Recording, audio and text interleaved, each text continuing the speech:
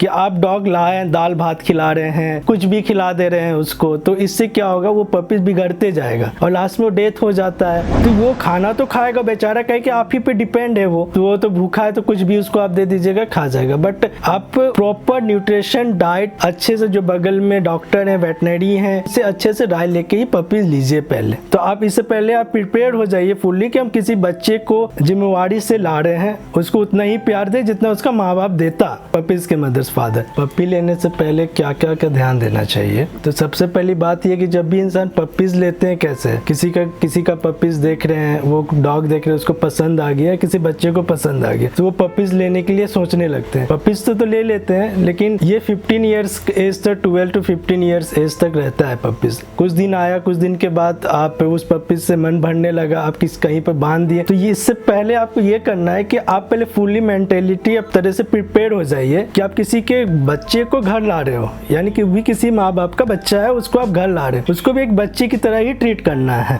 ये नहीं कि आप पपीज थोड़ा सा सुसु कर दिया तो इसको बाहर फेंक दो, कोई टॉयलेट में बंद करके रख देते हो, कोई छत पे बंद करके, ये बहुत गलत बात है। तो आप इससे पहले आप प्रिपेयर हो जाइए फुल्ली कि हम किसी बच्चे को जिम्मेवारी से ला रहे हैं, उसको उतना ही प्यार दे जितना उसका माँ बाप देता उस पपीज के मदर्स फादर। तो ये चीज फुल्ली प्रिपेयर्ड हो जाना चाहिए पहले ही। और कुछ उसमें आपको इकोनॉमिकली या बोले खर्च, वो सोच के लेना है। टाइम टू टाइम वैक्सीनेशन नहीं होता, तो ये सब एक खर्च है, एक्सपेंस है, ये जो कि आपको फुल्ली प्रिपेयर्ड होना है।